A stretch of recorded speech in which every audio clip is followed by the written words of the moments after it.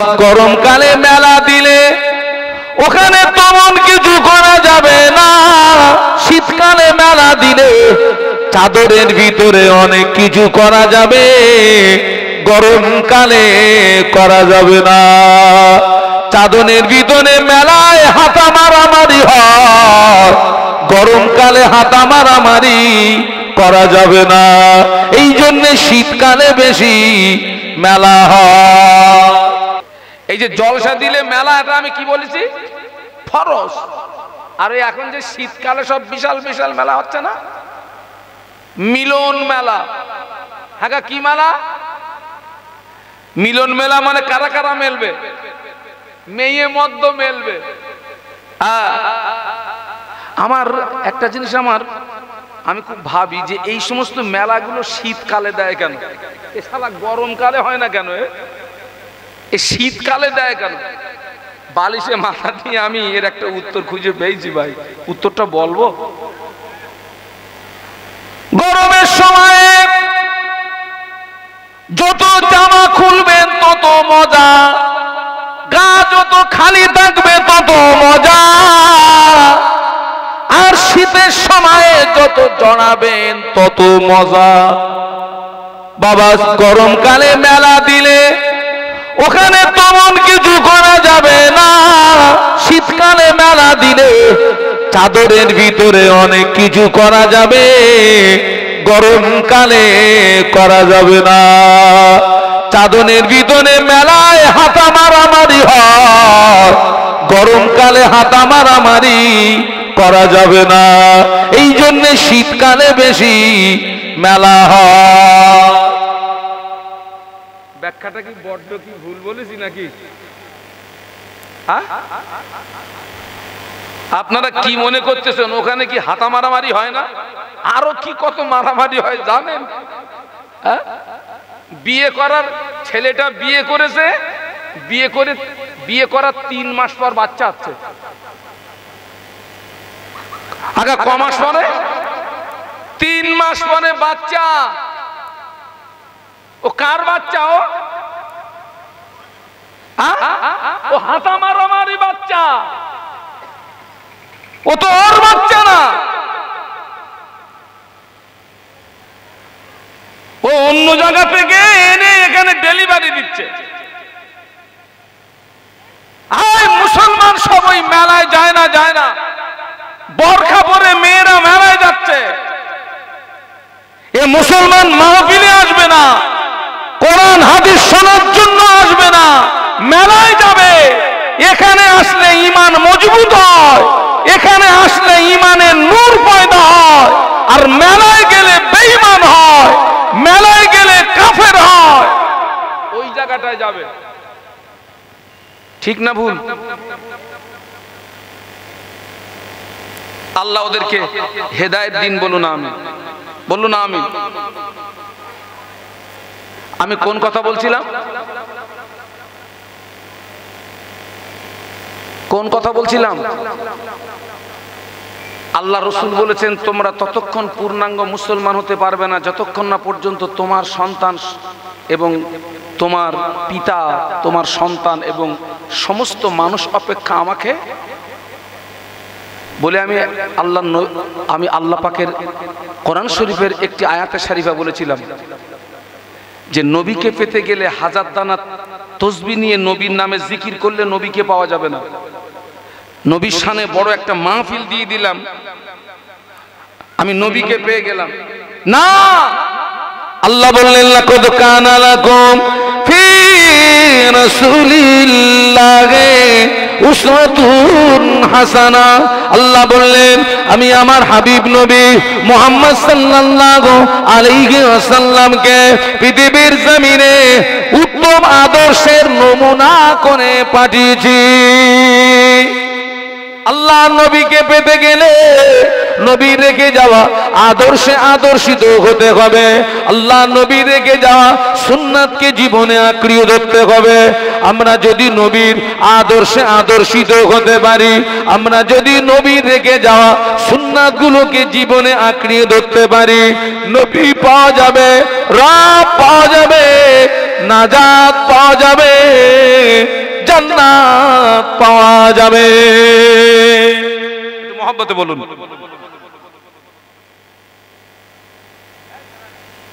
ওইটা হচ্ছে আল্লাহ নবীকে পাওয়ার আসল রাস্তা। আমার দিকে তাকান, ওইটা হচ্ছে আল্লাহ নবীকে পাওয়ার, আল্লাহ রসুলকে পাওয়ার আসল রাস্তা। নবীর আদর্শে কি হতে হবে? আদর্শিত হতে হবে, তবে আপনি নবী পাবেন, রব পাবেন। নামে আছে, তবে আপনারা জানবেন জমিনের মূল মালিককে। সবাই মিলে বলুন। যতটা জায়গা, এই যে প্যান্ডেলের স্ট্রাকচার যতটা, আল্লাহ রসুলের পাক জবানের বাণী হিসাবে এই জায়গাটা হচ্ছে বেহেশতের বাগান। একটু সবাই মিলে বলুন।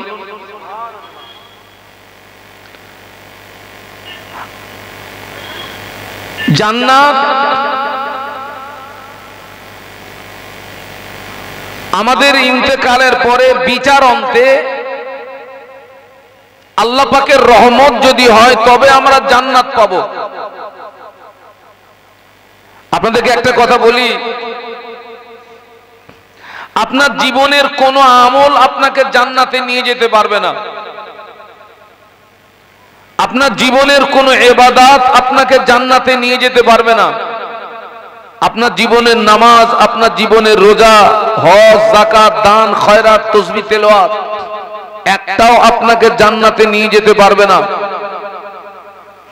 যতক্ষণ পর্যন্ত আল্লাহ পাকের রহমত আপনার উপরে বর্ষিত না হবে। স্বয়ং আল্লাহর রাসূল তার সাহাবীদের বলেছিলেন, সাহাবীরা, আমি আল্লাহর নবী, আমিও ততক্ষণ জান্নাতে প্রবেশ করতে পারবো না যতক্ষণ না পর্যন্ত আল্লাহ পাকের রহমত আমাকে ঘিরে না ফেলবে, আল্লাহ পাকের রহমত আমাকে বেষ্টন না করবে। আমি আল্লাহর নবীও ততক্ষণ আল্লাহর জান্নাতে ঢুকতে পারবো না। একটু জোরে বলুন, আর একটু মহব্বতে বলুন। আপনাদের মনে প্রশ্ন আসতে পারে যে হুজুর, আমার জীবনের কোন আমল যদি আমাকে জান্নাতে না নিয়ে যেতে পারে, আমার জীবনের কোন ইবাদত যদি আমাকে জান্নাতে না নিয়ে যেতে পারে, আল্লাহর রহমত ছাড়া যেহেতু জান্নাত পাওয়া যাবে না, তাহলে আমি কেন আল্লাহর ইবাদত করতে যাব? কেন আমি নেক আমল করতে যাব? জেনে রাখবেন, নেক আমল বাদ দিয়ে আল্লাহ পাকের রহমতের আশা করা যায় না। নামাজ বাদ দিয়ে, রোজা বাদ দিয়ে, হজ বাদ দিয়ে, যাকাত বাদ দিয়ে, দান খায়রাত বাদ দিয়ে, তাসবিহ তেলাওয়াত বাদ দিয়ে, মুরাকাবা মুশাহাদা বাদ দিয়ে, এক কথায় নেক আমল বাদ দিয়ে আল্লাহ পাকের রহমতের আশা করা, সেই জন্য আমরা আল্লাহ পাকের ইবাদত করতে হয়, নেক আমল করতে হয়। তো আজকের দুঃখ এবং কষ্ট, আজকের এখানে যদি জলসা না হয়ে শুধু একজন মহিলাকে যদি এরা দাওয়াত করত, সে শুধু এখানে একটু ড্যান্স মারবে,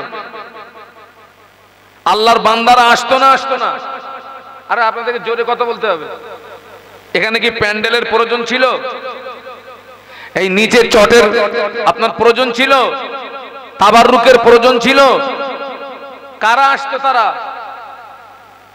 কারা? হিন্দু, খ্রিস্টান, না বৌদ্ধ, না নাসারা? কারা? আমরাই। সবাই মিলে বলুন তো, কারা? আমরাই। এই জাত ধ্বংস হবে না তো কোন জাত ধ্বংস হবে? এরা মার খাবে না তো কোন জাত মার খাবে? আমাদের উপরে গজব আসবে না তো কাদের উপরে গজব আসবে? আপনি যে জায়গাতে বসে আছেন, আল্লাহ রসুল এই জায়গাটাকে কি বলেছেন? সবাই মিলে বলুন, বেহেশতের বাগান। এই বেহেশতের বাগান মদিনা শরীফে একটা আছে, যেটাকে রিয়াজুল জান্নাহ বলা হয়। আল্লাহ নবী বলেছিলেন, মা বাইনা বাইতি ওয়া মিম্বারি রাউযাতুম মির রিয়াদিল জান্নাহ। একটু বলুন না সুবহানাল্লাহ।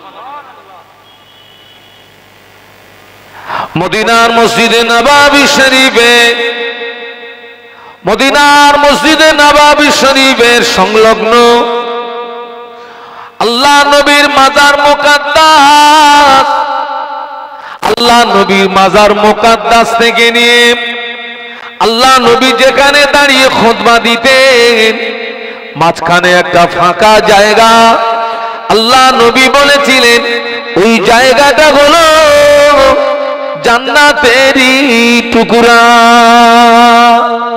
আপনি ওখানে যতক্ষণ বসে থাকবেন, দাঁড়িয়ে থাকবেন, বসে থাকবেন, দাঁড়িয়ে থাকবেন, আপনি মনে করবেন আমি আল্লাহ পাকের জান্নাতের ভিতরেই বসে আছি। শুধু তাই নয়, ওইখানে বসে দোয়া চাইলে ওই দোয়াটা আল্লাহ পাকের দরবারে কবুল হয়ে যায়।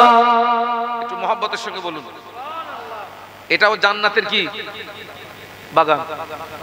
আপনি যদি এখানে শরীয়তের জ্ঞান অর্জন করার জন্য বসেন, সারা রাত নফল নামাজ পড়লে যে সওয়াব, তার চেয়ে আরো বেশি সওয়াব আল্লাহ আপনার নামায় আমলে দান করবে। বলুন সুবহানাল্লাহ। আপনি এখানে যতক্ষণ বসে থাকবেন আপনার নামায় আমালে কোনো গুনাহ লেখা হবে না, বরং আপনার নামায় আমালে সওয়াব লেখা হবে। আপনি দরুদ শরীফ পড়ছেন, কলেমা শরীফ পড়ছেন, সুবহানাল্লাহ পড়বেন, আলহামদুলিল্লাহ পড়বেন, আল্লাহু আকবার পড়বেন। ওই একবার সুবহানাল্লাহ যদি কবুল হয়ে যায়, জেনে রাখবেন কিয়ামতের ময়দানে ওটাই জান্নাতে যাওয়ার ওসিলা হয়ে যাবে। একটু মহব্বতে বলুন। একদল কপাল ফাটা এই জায়গাটা চিনল না। এখন আমার নতুন নতুন দেখছি বাবা, লোক হয় একটা সময় যখন ইয়া নবী সালামুন আলাইকা বলে শেষের বক্তা উঠে দাঁড়ায়, মাল সব একদম কি পিঁপড়ের মতন কাতার দিয়ে আসে সব। ও একটা দল আছে বাবা, ওসব খাওয়া পার্টি। কি পার্টি? হ্যাঁ, ওদের কিন্তু উদ্দেশ্য খারাপ, ওরা কিন্তু সওয়াব পাবে না। কি পাবে না? ওরা কথা বলে না, ওরা সওয়াব পাবে না, ওরা শুধু কি পাবে? খাওয়া পাবে। আর আপনারা যারা এখানে বসে আছেন, আপনি সওয়াব পাবেন, আল্লাহ পাকের রহমতের হকদার হবেন, এবং আপনি তাবাররুক পাবেন। আল্লাহ পাক চাইলে এই মাহফিলের ওসিলায় আল্লাহ আপনাকে জান্নাত দিয়ে দেবে। আরো জোরে বলুন। আর আমি বেশি বাড়াবো না। আমি পিছনে যাদেরকে দেখেছি যুবক, সব একদম টকবকে যুবক, আল্লাহর রাস্তায় মাহফিলে এসো, আল্লাহর রাস্তায় মাহফিলে এসো। আল্লাহ ওদেরকে সুমতি দান করুন, আমরা বলি আমিন। একবার দরুদ শরীফ আল্লাহুম্মা।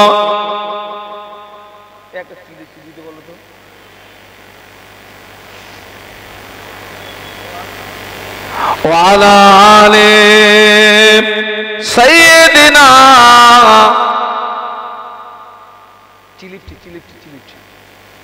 বাবা, আমি কোরআন শরীফের যে আয়াতে শরীফা পড়েছি, কোরআন শরীফের যে আয়াতে শরীফা পড়েছি, তার ব্যাখ্যা করার আগে আরো বাড়তি দুটো কথা বলছি। এই যে এত মাহফিল হয় কেন, আর আপনারা আসেন কেন? এই জায়গাগুলো আলেমরা কি দেখায়? আলেমরা, আপনারা যে আলেমদেরকে দাওয়াত করেন কেন? আলেমদেরকে দাওয়াত করেন এজন্য যে আলেমরা আমাদেরকে রাস্তা দেখাবেন। কি দেখাবেন? কোন রাস্তা? যে রাস্তায় গেলে আল্লাহ, আল্লাহ রসুল পাওয়া যাবে, যে রাস্তায় গেলে নাজাত পাওয়া যাবে, যে রাস্তায় গেলে জান্নাত পাওয়া যাবে, আলেমরা ওই রাস্তা দেখান। আর আলেমরা আর একটা রাস্তায় যেতে নিষেধ করেন, বাবা এই রাস্তাটায় যাবে না, এই রাস্তাটায় গেলে আল্লাহ, আল্লাহর রসুলকে পাবে না, এই রাস্তাটায় গেলে নাজাত পাবে না, এই রাস্তাটায় গেলে জান্নাত পাবে না। এটা হচ্ছে আলেমের দায়িত্ব, এটা হচ্ছে বক্তার দায়িত্ব। আল্লাহ পাক কোরআন শরীফের ভিতরে বললেন, কুল ইন কুনতুম তুহিব্বুনাল্লাহ। আল্লাহ বললেন, হাবিব তুমি আমার বান্দাদেরকে বলে দাও, তারা যদি আমাকে পেতে চায়, তারা যদি আমার সঙ্গে মোহাব্বত স্থাপন করতে চায়, ফাত্তাবিউনি, তাদের সর্বপ্রথম কাজ হবে তারা যেন আগে তোমার তাবেদারি করে। একটু বলুন সুবহানাল্লাহ। আল্লাহ বলছেন, হাবিব তুমি আমার বান্দাদের বলে দাও, তারা যদি আমাকে পেতে চায়, তারা যদি আমার সঙ্গে মোহাব্বত স্থাপন করতে চায়, ফাত্তাবিউনি, তারা যেন আগে তোমার তাবেদারি করে, তারা যেন আগে তোমায় অনুসরণ করে, তারা যেন তোমার ইত্তেবা করে, তারা যেন তোমায় ভালোবাসে। আল্লাহ বললেন, হাবিব আমার যে সমস্ত বান্দা বান্দি তোমার তাবেদারি করবে, আমি আল্লাহ ওদেরকে ভালোবাসবো। তাও একটু জোরে বলতে পারলেন না? আরো মহব্বতে বলুন। আল্লাহ বললেন, হাবিব আমি শুধু ওদেরকে ভালোবাসবো না, ওয়াগফির লাকুম যুনুবাকুম, ও আমার হাবিবে পিয়ারা, আমি আল্লাহ পাক আমার ওই সমস্ত বান্দা বান্দীদের উপরে খুশি হয়ে, আমি আল্লাহ পাক আমার ওই সমস্ত বান্দা বান্দীদের উপরে রাজি হয়ে, আমি আল্লাহ পাক ওদের জীবনের সমস্ত গুনাহগুলোকে মাফ করে দেব।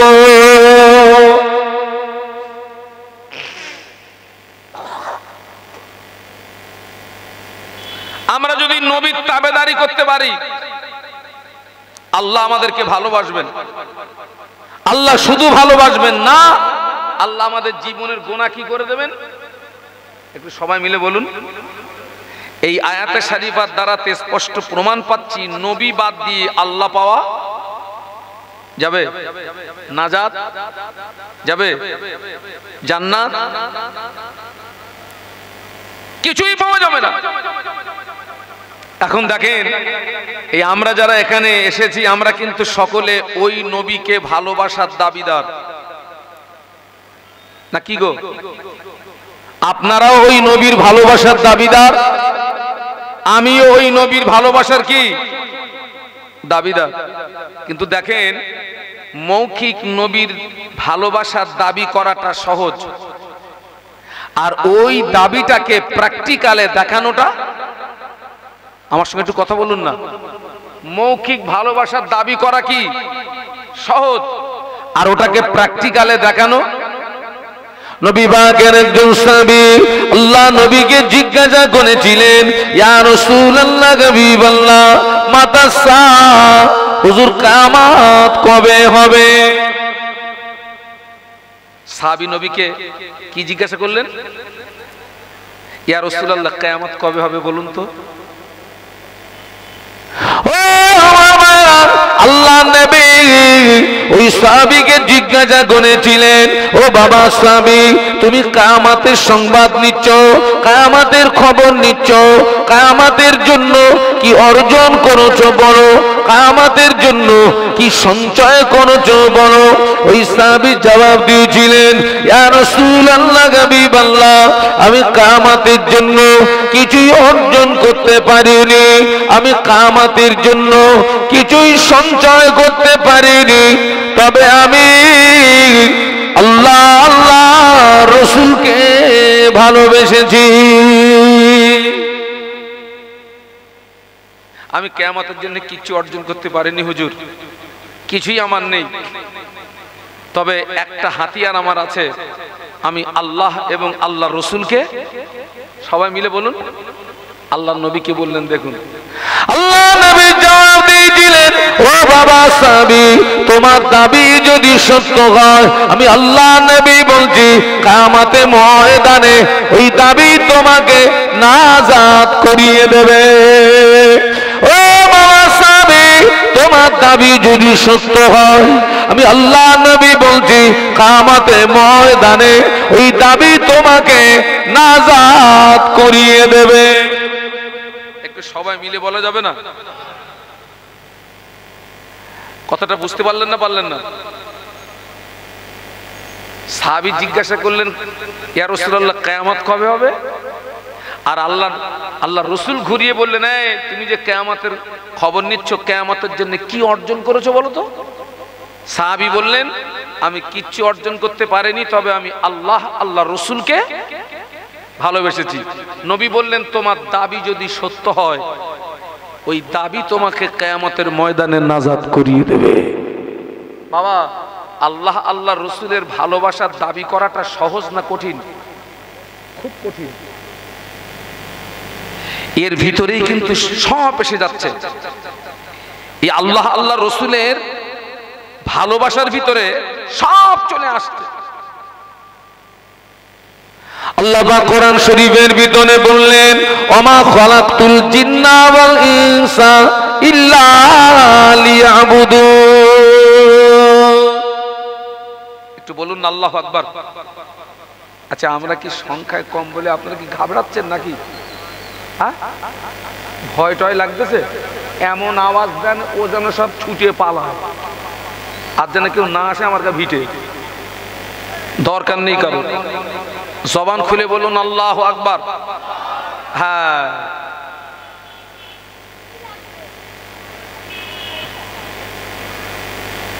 আল্লাহ কোরআন শরীফের ভিতরে বললেন, ওমা খালাকতুল জিন্না ওয়াল ইনসা ইল্লা লিয়াবুদুন। আল্লাহ বললেন, আমি পৃথিবীর জমিনে জিন ইনসানকে সৃষ্টি করেছি, উদ্দেশ্য হলো তারা আমার ইবাদত করবে, উপাসনা করবে। আল্লাহ জিন ইনসানকে আল্লাহ পাক সৃষ্টি করেছেন, উদ্দেশ্য কি? বান্দা আমার ইবাদত করবে, বান্দা আমার উপাসনা করবে, বান্দা আমার নামের জিকির করবে। দেখেন, আমরা যেমন আল্লাহর বান্দা, জিন সম্প্রদায় তেমন আল্লাহর, বলুন, আবার ফেরেশতারাও কিন্তু আল্লাহর বান্দা। কিন্তু আল্লাহ পাক কোরআন শরীফের এই আয়াতে শরীফের ভিতরে আল্লাহ পাক ফেরেশতাদের কথা বলেননি, জিন এবং ইনসান। আগে কিন্তু আল্লাহ ইনসানের কথা বলেননি। কার কথা বলেছেন? জিন। ওমা খালাকতুল জিন্না ওয়াল ইনসা। আল্লাহ বলেন জিন এবং ইনসান এই দুটি সম্প্রদায়কে পৃথিবীর জমিনে পাঠিয়েছি, উদ্দেশ্য তারা আমার ইবাদত করবে, উপাসনা করবে। ইবাদত কাকে বলে? কোন কথা বোঝাতে আমি এই পর্যন্ত এসেছি? ওই যে সাহাবী বললেন, আমি কিচ্ছু অর্জন করতে পারিনি, আল্লাহ রসুলকে। ইবাদতের সংজ্ঞা হলো আল্লাহ এবং আল্লাহর রসুলের হুকুম মোতাবেক জীবন যাপন করার নাম কি? ইবাদত। আল্লাহ এবং আল্লাহর রসুলের হুকুম মোতাবেক জীবন যাপন করার নামই হচ্ছে ইবাদত। যে সাহাবী বলছেন আমি আল্লাহর রসুলকে ভালোবেসেছি, তার মানে ওই ভালোবাসার ভিতরেই সব। আর আল্লাহর রসুল সেই জন্য বললেন, তোমার দাবি যদি কি হয়, সত্য হয়। আমরা যে নবীর ভালোবাসার দাবিদার, এই ভালোবাসার সত্যতা প্রমাণ করাতে হবে, তারপরে আপনি নাজাত পাবেন, তারপরে আপনি জান্নাত পাবেন। জান্নাত মামুর বাড়ি না, জান্নাত শ্বশুর বাড়ি নয়।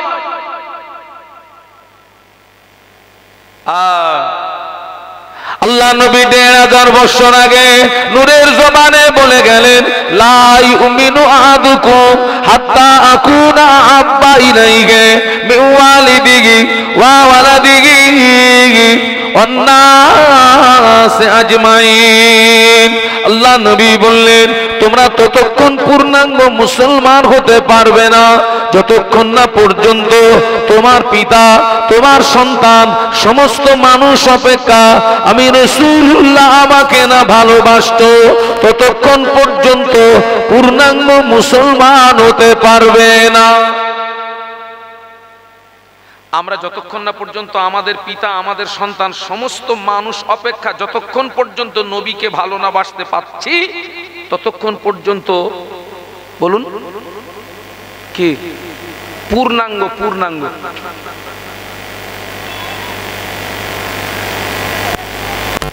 সত্যি কি আমরা আমাদের পিতা, আমাদের সন্তান, সমস্ত মানুষ অপেক্ষা নবীকে ভালোবাসতে পেরেছি? বলুন বলুন বলুন।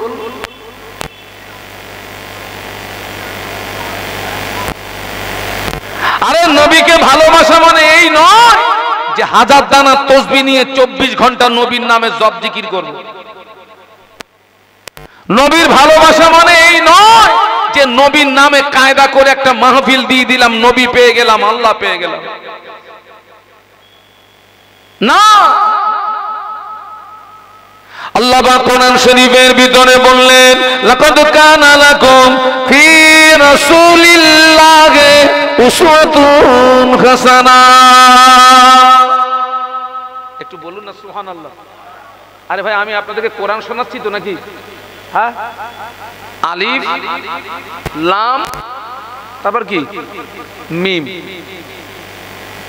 এই আলিফ লাম মিম এ কি একটা হরফ না তিনটে হরফ? তিনটে হরফ। আপনি এ দেখেন, কোরআন শরীফ তেলাওয়াত করলে সওয়াব, কোরআন শরীফ শুনলে সওয়াব, কোরআন দেখলেও একটু সুবহানাল্লাহ বলবেন না? তার মানে আপনি যদি তিনটে শব্দ উচ্চারণ করেন বা শোনেন, আল্লাহ আপনার নামায় আমালে 30টা নেকি দিয়ে দেবে। একটু মহব্বতে বলুন। এ তো সেই কোরআন শোনার জায়গা, এ তো সেই হাদিস শোনার জায়গা। এখন সব মেলা হচ্ছে না বাবা, কথা বলে না। মেলা মেলা আপনাদের কোথায় হচ্ছে? কোথায়? আরে বাবা, এ মেলা না, এ তো হচ্ছে ফরজ।